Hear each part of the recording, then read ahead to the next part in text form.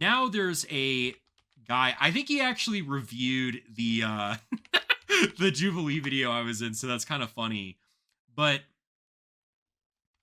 there is a guy by the name of Philion who I'm not I'm kind of a fan of some of the stuff that he does, and I'm kind of not a fan of all of it. Like he did like this one video on like the Bored Ape NFT, and he's like, it's secretly like a Nazi thing, and I'm like, that's such a that's such a stretch, dude. That's insane. But he did make a really good video. I recommended this to a lot of people that I know IRL because I think it was just a very well put together video, help kind of introduce the topic of What the do you Dark believe? Enlightenment. And the Dark Enlightenment is the kind of ideology that inspires a lot of these PayPal Mafia guys. And at first, people think it sounds based like Dark Enlightenment, right? Like kind of reversing the Enlightenment. Like it's like this dark kind of aura, Anakin, Darth Vader, all that kind of, dark energy, dark woke, right? You're going in the Labubu. People think it looks good or sounds good just from the name alone. But this is actually dark.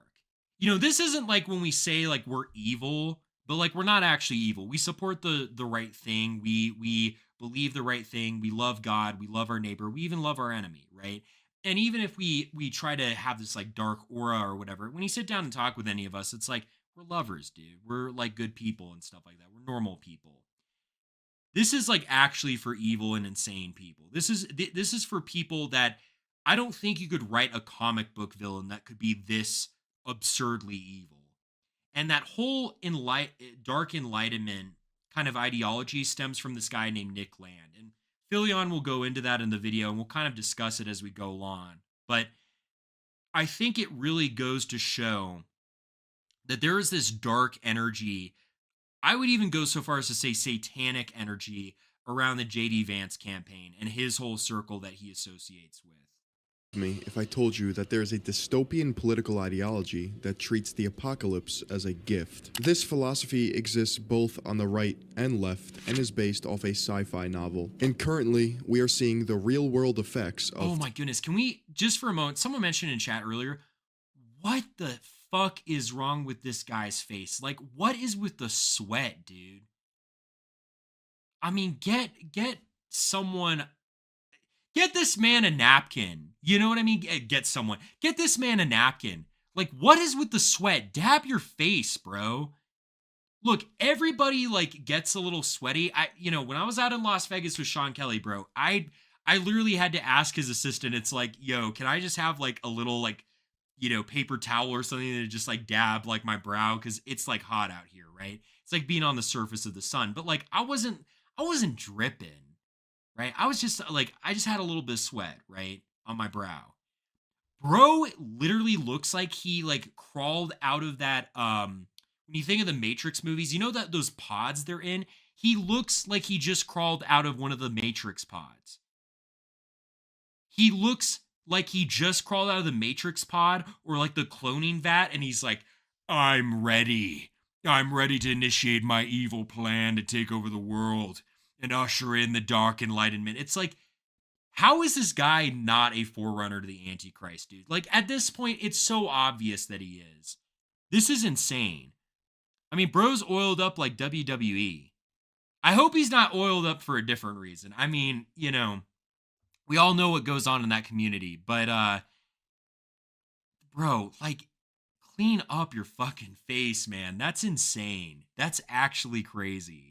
Technocrats and extremists who adopt these principles. Accelerationism is stepping on the gas of a technocratic capitalistic society. Technocratic meaning a society driven by technology, dominated by powerful oligarchs. It's no secret our modern society adopts some of these principles. An example of this is global warming is happening, let's make it happen faster. Accelerationists believe in taking on any consequence as a result of pushing through to the next phase. This is through production, industrialization, and constantly advancing no matter the cost. In other words, fully unleashing capitalism to create a utopia. The earliest ideas of accelerationism in philosophy and politics were due to French Marxists in the 1970s. In 1972, philosopher Deleuze and psychoanalyst Guattari published Anti-Oedipus and explored the idea of capitalism and how it has the ability to liberate and oppress, but wanted to go still further. In 1974, Lyotard, in his book The Libidinal Economy, states that capitalism was also enjoyed by those whose lives have been accelerated. To him, the system of capital is, when all said and done, natural. From 1987 to 1998, a Warwick professor named Nick Land created accelerationism based on a sci-fi novel called Lord of Light. Nick Land was and still is an absolute mad lad.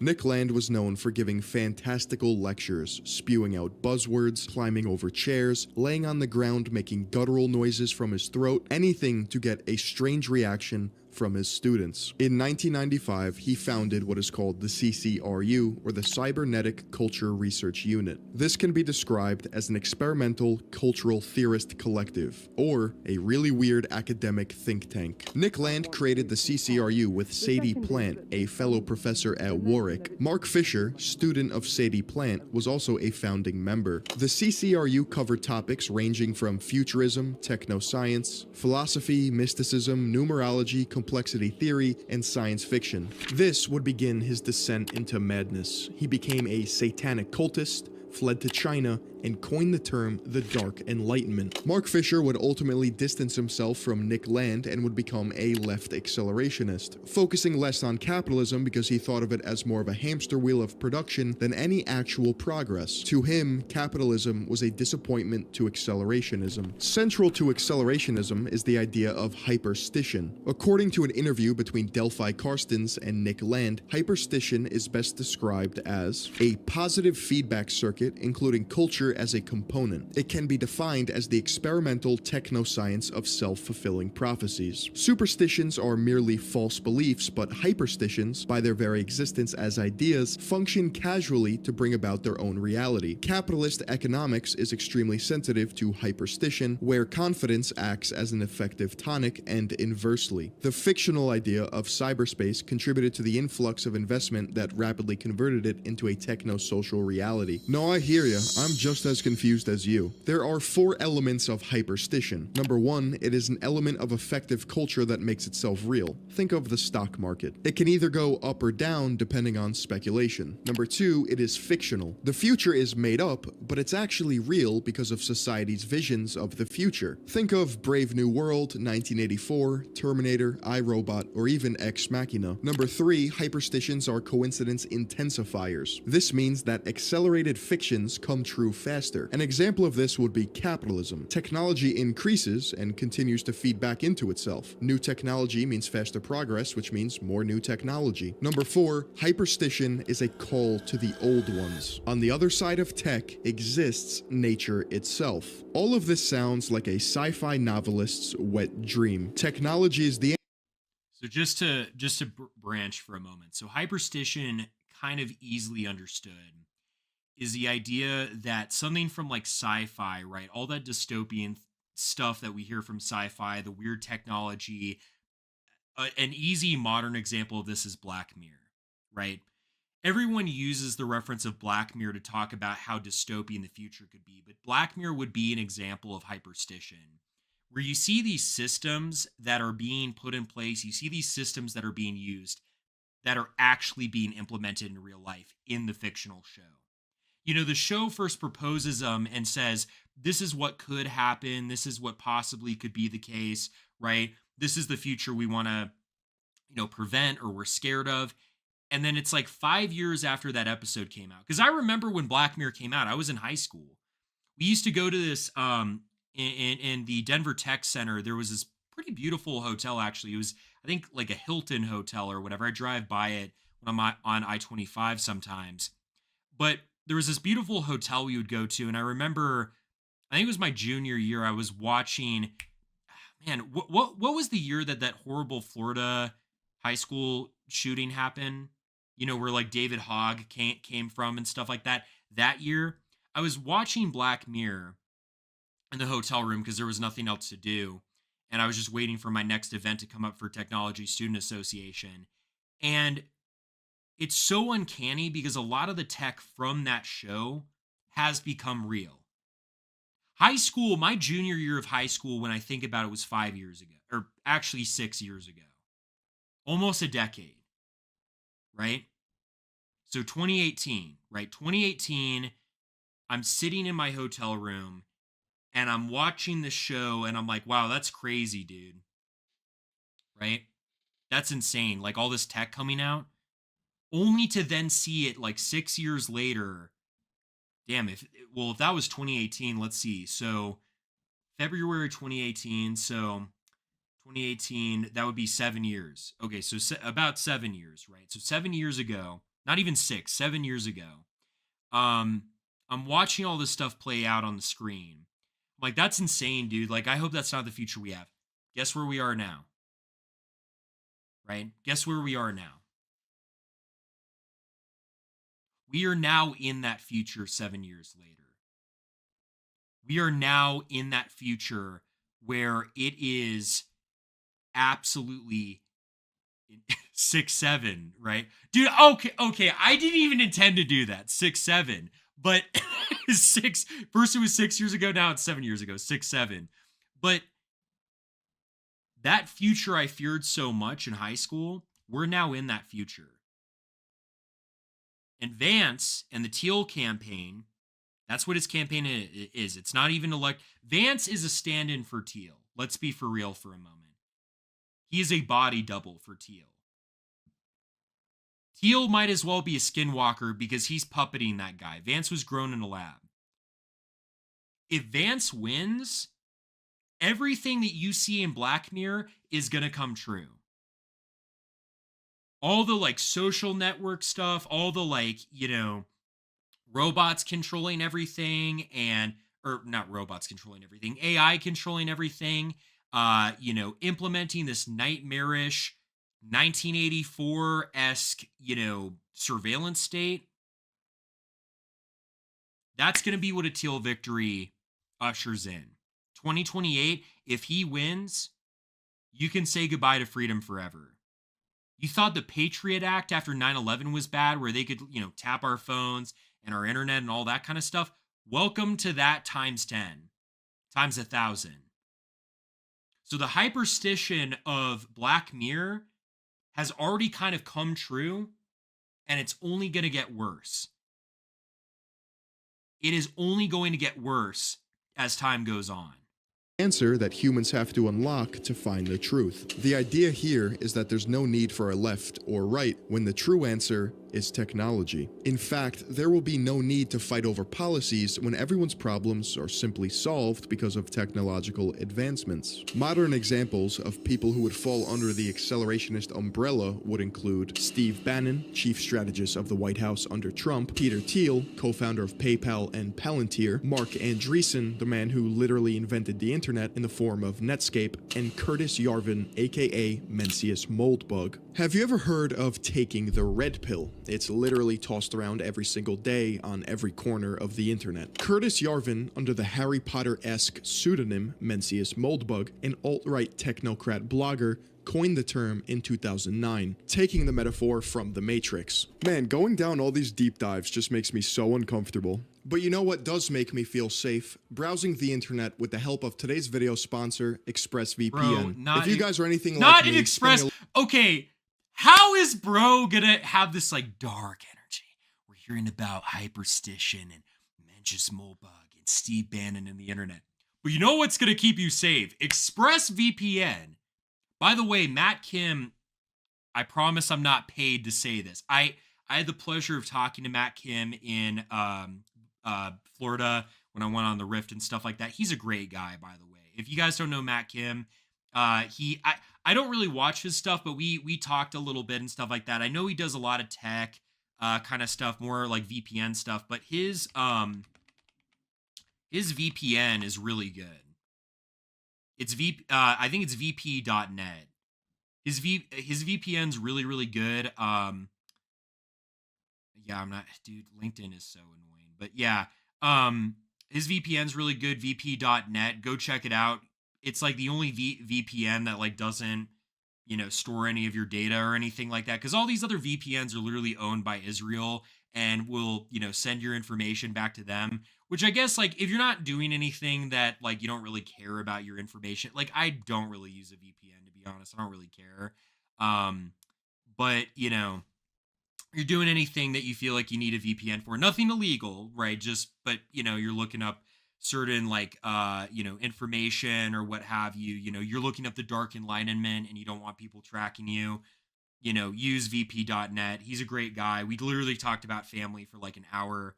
I love that guy. He's amazing. But how is bro gonna put an ad in the middle of this dark video and stuff like that? Like that's insane, dude.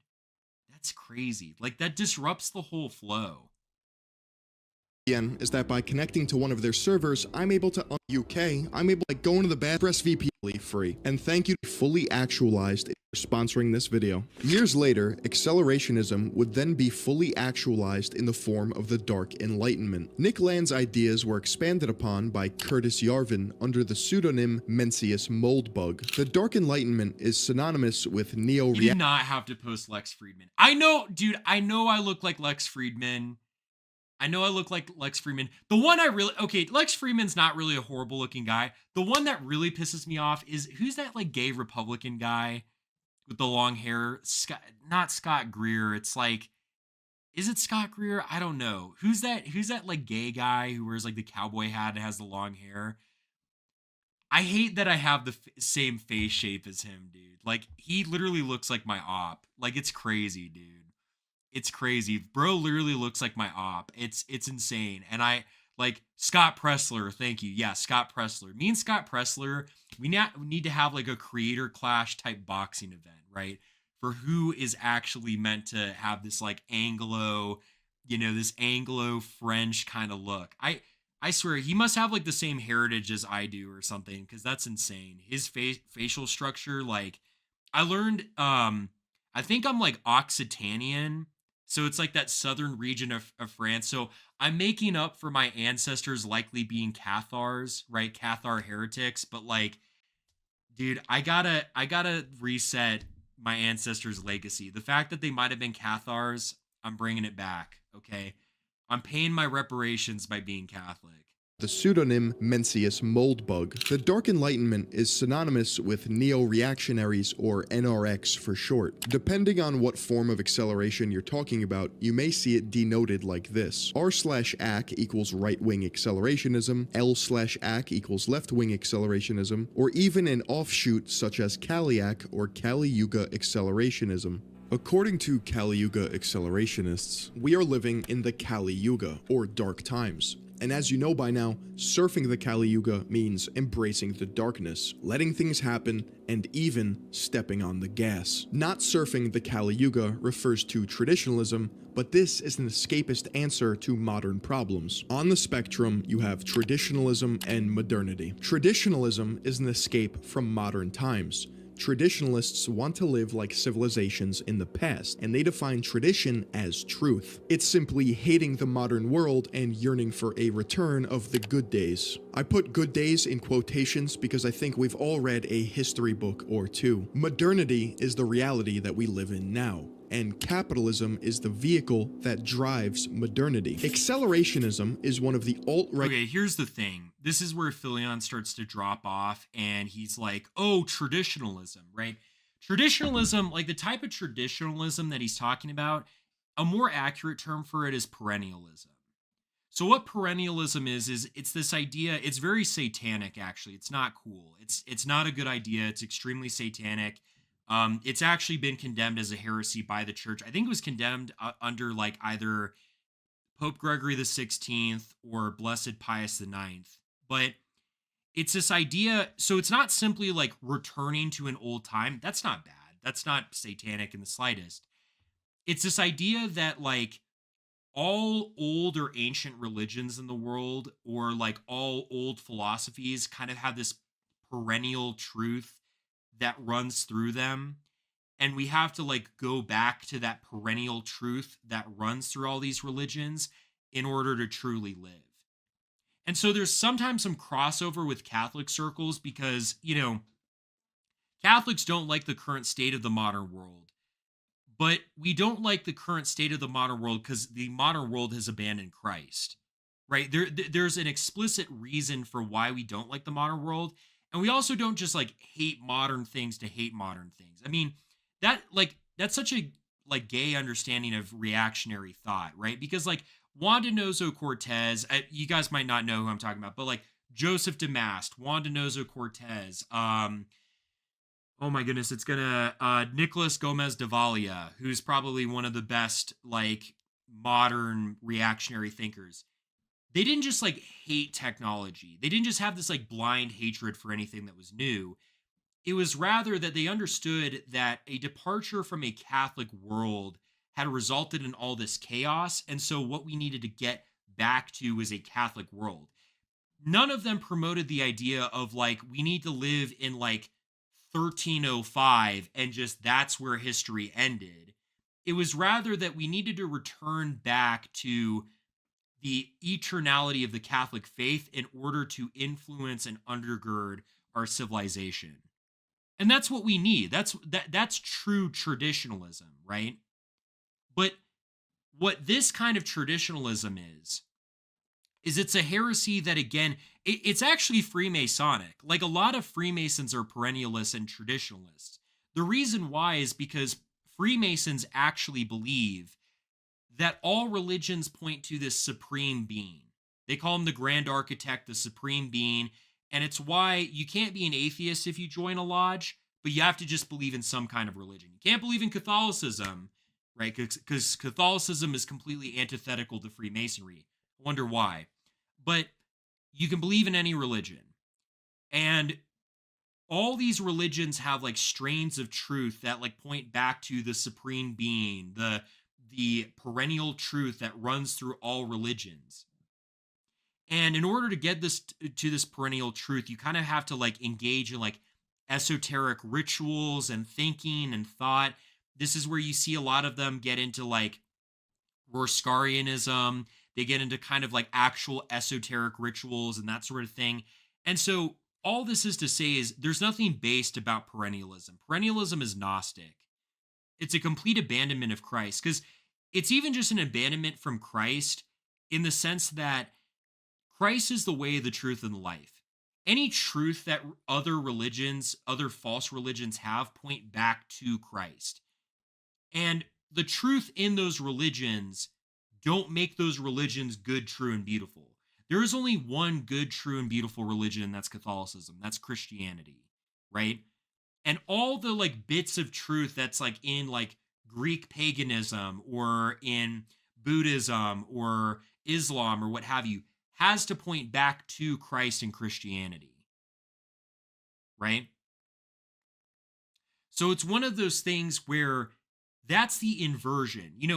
Satan can't create anything new, so he has to invert things. And so Satan takes the fact that there are these kinds of like scattered truths within these like false religions, and he says, no, what you don't understand is it's not Catholicism, dude.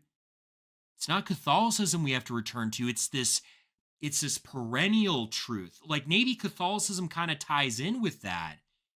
Maybe it kind of ties in with that, but there's this like deeper perennial truth that we got to get back to.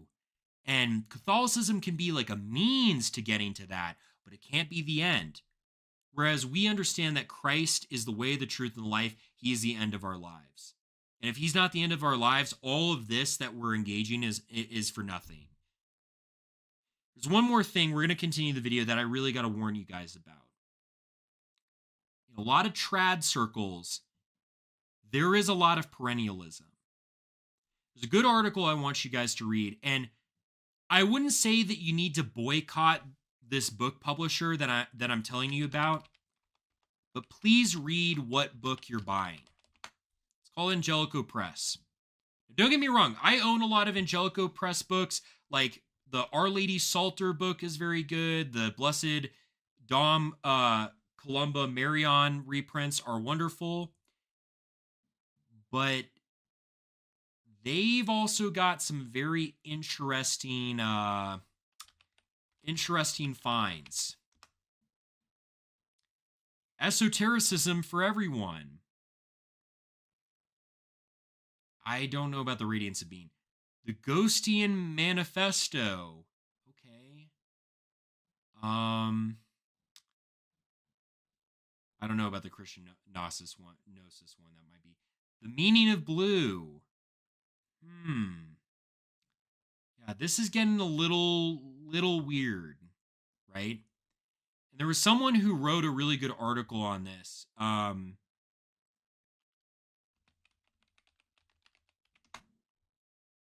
see here. Yeah, there's nothing Christian about esotericism. Give me a break, right?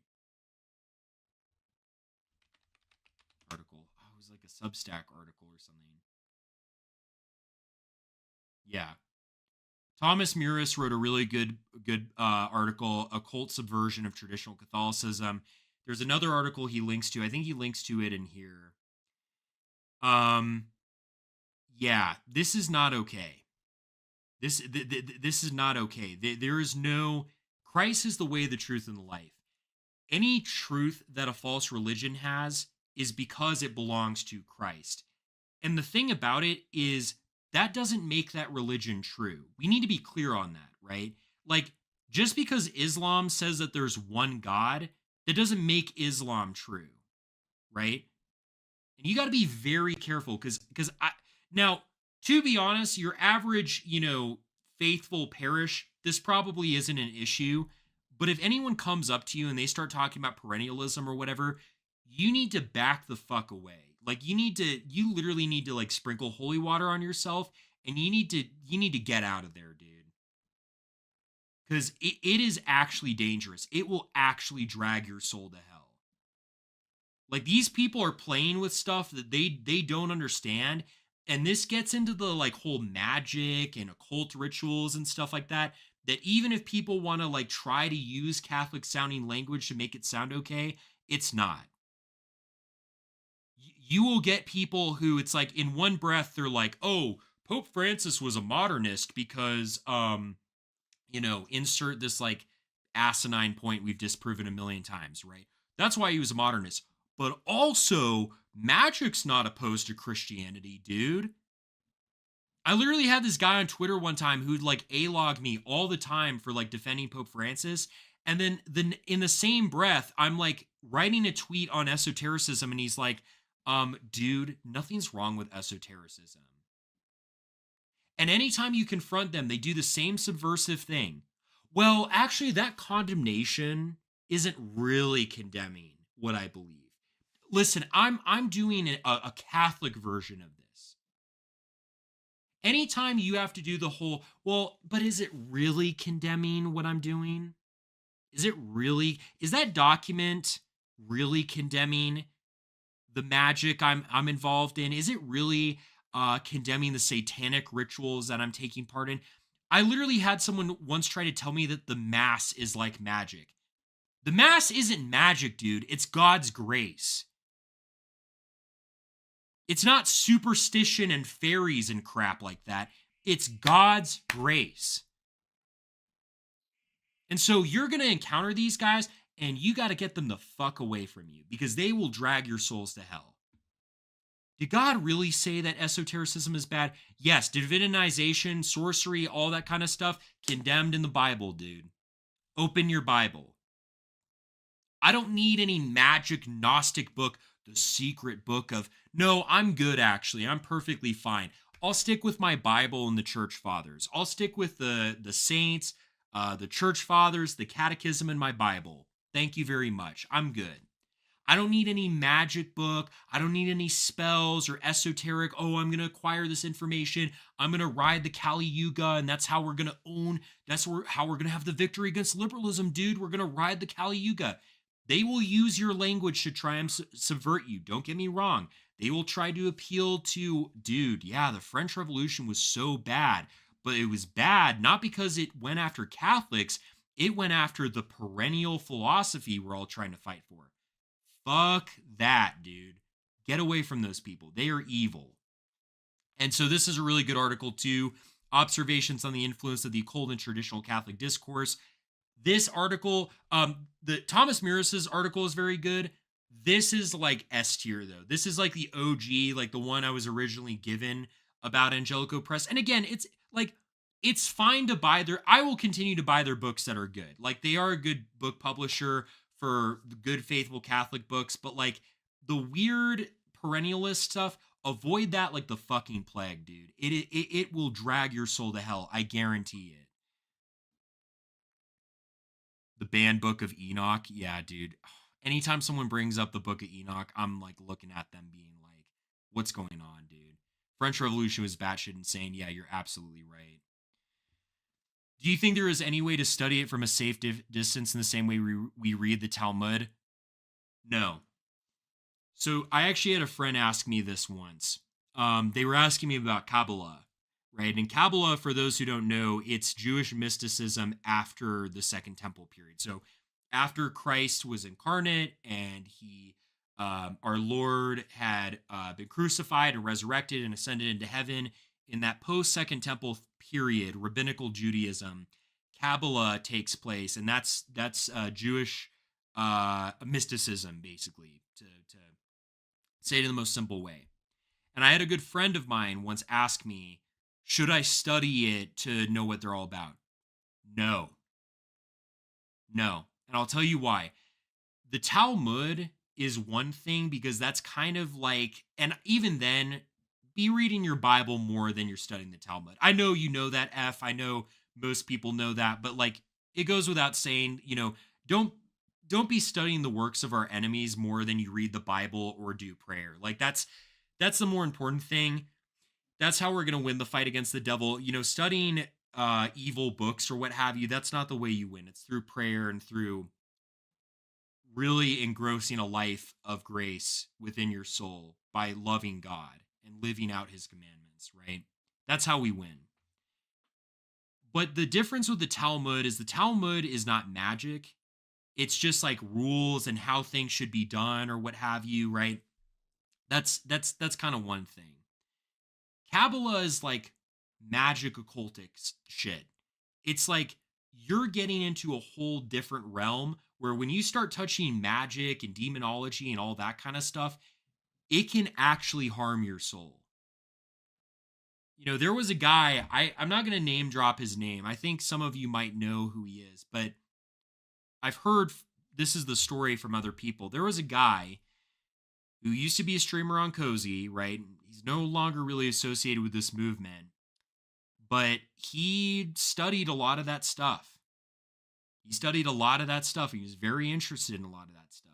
And suddenly he got into like Gnostic stuff. He got into occultic shit. He was like posting things about the demiurge and all that kind of stuff. Stay the fuck away from that. You may think that you're really smart. You may think that you're really knowledgeable and that your faith is really deep and you're not going to be affected by that. It is spiritual pornography. All works like that are spiritual pornography. They will drag your soul into hell because no one is strong enough to resist the temptations and evils of the enemy. And I'm not saying that like tomorrow you open you open like Kabbalistic literature and you're gonna apostatize from Christianity. But it's just like what we eat, right? If I have a little bit of junk food here and there, it's not going to kill me. I'm not going to get diabetes or heart disease.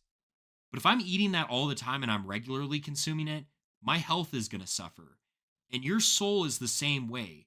We don't treat our souls like that enough. And that's why a lot of people out here are lost. That's why a lot of people don't believe and love Christ. It's because they treat their soul like somebody who regularly eats junk food. And so you have to avoid. I'm not trying to give you guys this lecture. You guys are knowledgeable. I think you get it. I'm not trying to lecture you. But I oftentimes do find out guys. I do pause. I find out guys. Sometimes I'm cruising and I go to the bat. No, I'm kidding. But I will sometimes, be hit up by like guys who are just getting knowledgeable about the faith, just learning about what's really going on and everything. And they ask me the same question. Should I, read uh uh about Kabbalah? Should I read about esotericism? No. It is too dangerous. Your soul will not go unscathed. I don't really even read about that stuff. I don't read about demonology, right? Now, there are okay books to read about, like anything written by Father Gabriel Amorth, right? Like his biographies, those are fine to read. Like Father Chad Ripperger's books, those are perfectly fine to read. You're not going to get harmed from reading those. But like books like the Maleficorum, like priests should be reading that book of demonology. You are not in a position to be reading that book. I promise you, you are not spiritually strong enough to be taking on that level of potential spiritual assault, right? Right answers to getting out of the Kali Yuga, or the Dark Age. It is playing devil's advocate for a living and basking in it. These are small, vocal, insulated groups of people, which can be pretty powerful. Two individuals in particular, Sunny and Sonia, whose home is 4chan, created what is known as the Kaliak cult. This podcast describing Kali Yuga accelerationism was scrubbed from the internet and re-uploaded with 260 views. It is quite possibly the best example that this stuff does exist. And yes, I listened to the whole thing. If you were to ask me how deep this rabbit hole goes, I would say the 9th circle of hell, and I was in it. A Kaliak is someone who believes in everything regarding the Kali Yuga. If it sounds apocalyptic, it's because it is. To these people, modern times are so bad and estranged from tradition that we are living in an apocalypse or the Kali Yuga. This podcast is hard to get through, considering both the subject matter and cadence of the subjects. But they describe getting off on post-meta-ironic humor. In other words, never, ever, ever admitting that they're joking. And that is the joke. Your ability to do that is precisely the currency on 4chan. Over the course of an hour and a half, they describe their vision of an ideal society and characteristics of the Kaliak cult. I do need to pause it real quick because this is an important thing to hear about post irony, and I do need you guys to listen to this. This is very serious. I got my serious hat on, I got my serious sign, my serious shirt. I'm the soy jack. I got my glasses on, so we got the serious hat and the serious shirt on. No, but jokes aside, be very careful with irony. I'm not trying to, I'm not trying to piety signal. I'm not trying to be, I'm not doing any of that. That annoys me too, right? Be very careful with irony. It is an effective tool when properly used. And here's the thing, right? With a lot of our enemies online, they're not serious people. Irony is an effective tool when you're not dealing with people who are authentic. Because if I go out and I bare my heart and I'm just real about who I am, right? People crap all over that. They don't care, right? They don't care. The left doesn't care. A lot of these, the sort of, liberal types or what have you, they don't care, right? They're journalists. They have made up in their mind that you are the enemy and you must be destroyed at all costs. So dealing with them in a serious way, don't, right? And I think Nick has done an excellent job of synthesizing that level of irony that is appropriate and healthy. But you can become what is called irony poisoned. And I've seen it happen to people before, and it's very bad. We joke about it, and like some people are like, oh, he's irony poisoned. And sometimes, people can play into the bit and it's funny, and they're just, posting like non-serious stuff in chat or, something along those lines, right? It's not a big deal when that happens. But I have seen people who have become so irony poisoned that they don't take anything seriously anymore. Nothing is real, nothing is authentic, nothing matters. All they have is their irony. It's kind of like being the cynic. They look at the whole world through this lens where they're the critic, right? Everything is to be criticized, nothing is sacred. Everything is kind of subject to mocking, ridicule, laughter. And with irony, you should make fun of things that deserve to be made fun of. You should not be making fun of sacred things. Women. No, I'm kidding. I'm kidding. You guys thought I was a wife guy for a moment there. No, I'm kidding. I'm kidding. But you shouldn't be making fun of sacred things. Mary, Jesus, the church, the saints, holy tradition, holy scripture, and the teachings of the church. That's off limits. We don't joke about that. We don't make fun of that. That's not okay. And I will stand by that. I have no doubt there's people who'd come along and they'd be like, look, Connor, you're the soy jack. Look at how, you've got your serious hat on and look how serious you take Catholicism. I do. I take this dead serious. This is my life. And I don't mean in terms of content. I mean, Christ gave me my life back. I did not value my own life, and he gave it back to me. And from that moment on, I said, this is dead serious to me all the time. We don't joke about it. We don't make fun of it. You do not make fun of anything related to Catholicism. You can make fun of our enemies. You can make fun of how gay politics are now and stuff like that, but you do not blaspheme. You do not laugh at God. Sad thing is there are some people, even in right-wing circles, that do. And I do worry about it a lot. Because even though Philion is like kind of a concern troll, like a lib concern troll or whatever, he, like when I made that joke comment about women, he would actually probably be like, women are sacred. Don't ever make fun of a woman or something, right? Ridiculous. There is a lot of truth in that. There are people who embrace irony on such a deep level because of how evil the world is that it is hard for them to look outside of it. Because look, dude, we have all grown up in a post-feminist, post-sexual revolution, post-liberal world that has just chewed up and spit up young men. Young disaffected white guys and young men at large. And it's very hard to not be a cynic in that. When everything around you mocks you, degrades you, knocks you down and stuff like that, it is very, very, very easy to be a cynic. But irony poisoning is the last way that the devil wins. Because when you mock those things, the only thing that can help you, and that's Christ, he's won.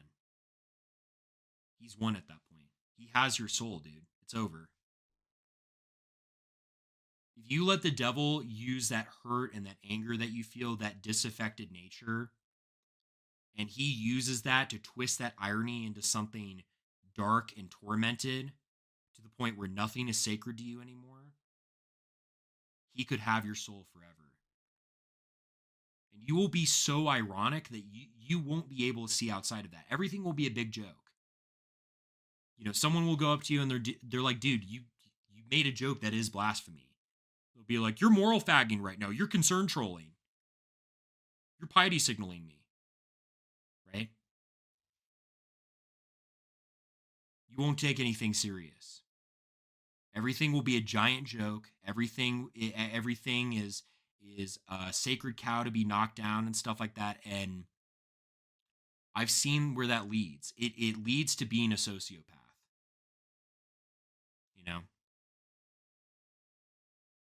It really does lead to being a sociopath. I've seen some very sociopathic people be created as a result of taking on irony poisoning. And it's not good to any soul. It's a very, very, very corrosive. Let's see here. Ice King Boys said, what would be the difference between being humorous and sacrilegious? I'll give you a good example. There is a funny tweet. I love this tweet so much. It's like literally gold. It's one of my favorites about how like Saint Joan of Arc, she used to take like her shield and she'd beat it with her sword to scare prostitutes like away from the camp, trying to like tempt men or whatever. These women who were trying to like lead these men into sin. That's funny, right? Like that's a funny tweet. And so like I can laugh at that because it's like I'm cheering on the good action of Saint Joan of Arc, and I'm like laughing at her doing something to like uphold God's will, right? That's humorous. That's not sacrilegious at all. Sacrilegious would be like when people like mock the sacraments of the church and they're like, "Oh, like I a good example is like, I was hanging out with some friends recently, and one of my friends does a great impression of, if you guys remember him, Big Tech, right? Remember that guy? We called him Bald Talmud, but Big Tech, he was one of those guys. He became an A-log later on, but he hated me and Spexo towards the end of his kind of tenure with AF or whatever. But um he one time they were talking about like prayer, and he was like mocking prayer, and he's like, "Oh, so we're gonna be down on our knees, huh? So we're gonna be down on our knees, trying to make a sexual joke out of prayer. That's not funny. That's gross. That's perverse. That's disgusting. If you make a joke like that and you don't repent, if you repent, God will forgive you. But if you don't repent and you live in that blasphemy, you will go to hell. That's an example of being sacrilegious." So that's a great question, brother, because it's not to say like you know it's not to say that like the saints didn't do like funny things that we can laugh with. I mean, like Saint Philip Neri, one of the ways he used to troll, and this is always what I used to like be like, dude, don't be so uptight. Like he literally used to like shave half of his face and the other half he would like leave with his beard. So he'd walk around with like one half completely clean shaven, the other bearded. I'm like, bro, that is like a devious lick if I've ever heard one. Like that is so funny, honestly. Like just seeing him from the side and he turns and it's like half shaved. Like that's awesome, right? We can laugh at stuff like that. But like the big tech example that I gave, that's not funny and that's not okay. And Skits and Skist, he wrote a Bible verse in chat I wanted to read off from Proverbs. He said, or not he said, but the Holy Scripture says, like a crazed archer scattering firebrands and deadly arrows, such are those who deceive their neighbor and then say, I was only joking. Proverbs 26, verses 18 to 19. It's very true.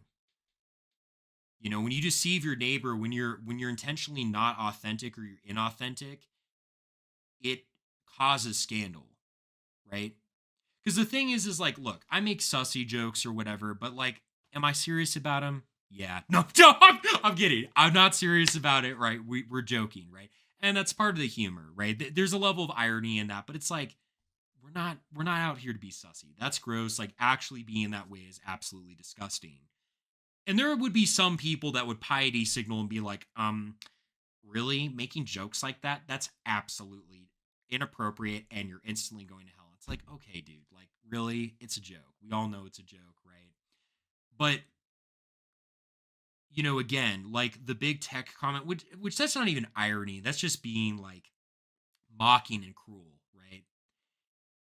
Something like that is so deeply corrosive to the soul. It's so deeply penetrating to the heart of man, and it corrupts sort of the vestiges of his love, that when you make jokes like that and that's your outlook, you become such a cynic that redemption is just a joke to you.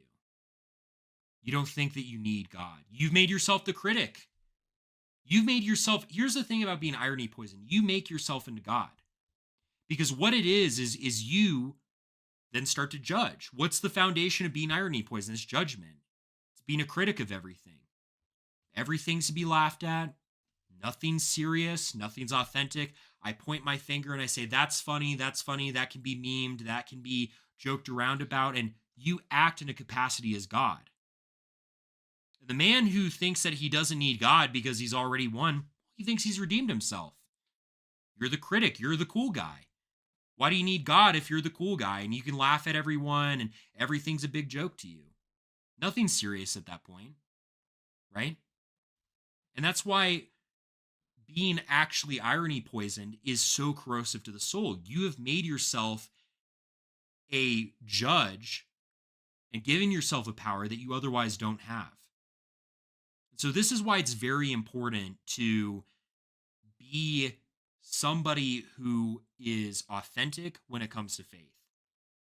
Look, politics, and even with politics, there's a right way and a wrong way to do it, of course. But, look, some of the jokes there, it's a great way of actually pressing our actual viewpoints and mocking what should be mocked, right? Like the fact that like someone like Scott Presler's in the Republican Party make fun of that.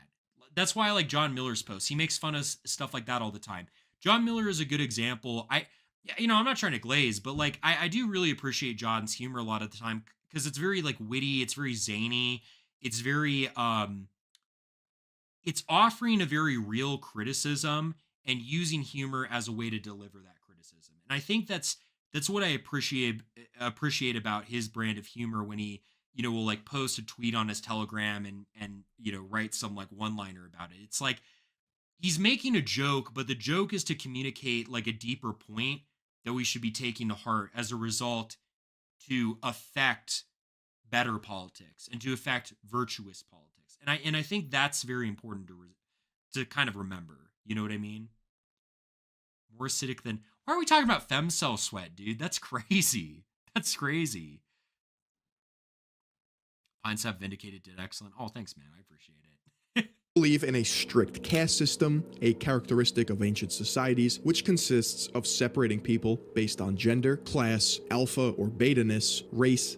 So that's crazy. No wonder they love India, dude. I mean, that's the kind of caste system they want to create. Sex, ethnicity, culture, IQ. This can go on forever. Depending on where you sit in the caste system dictates your worth as a human. According to them, Aryans are at the top, and at the very base of the pyramid are the untouchables. To summarize their beliefs, members of the Kaliak cult believe in purebred humans, Darwinism, survival of the fittest, tradition in the sense of a metaphorical truth, intercaste marriages, genetic determinism, and accelerationism. At 29 minutes, they describe how they don't have a specific timeline in spreading their ideology across 4chan. This is because you can get into an argument with someone one day and then change their mind the next. Meanwhile, it's the same two people arguing, just changing their approach in how they manipulate their language. To summarize the different types of accelerationism, Inventing the Future from Shrinchek and Williams and the CCRU are examples of left accelerationism or contemporary accelerationism. Left accelerationists believe in full automation and universal basic income. They believe the only way for a society to collapse is to be pushed to the breaking point, or accelerated, so that a true socialist society can exist in the aftermath.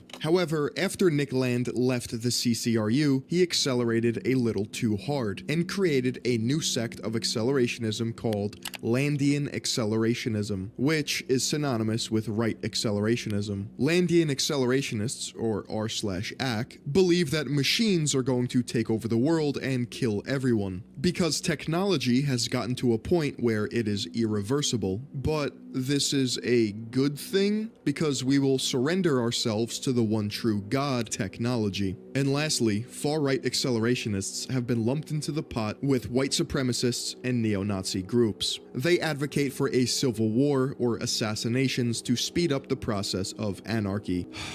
Man, I really just need to go outside and touch some grass.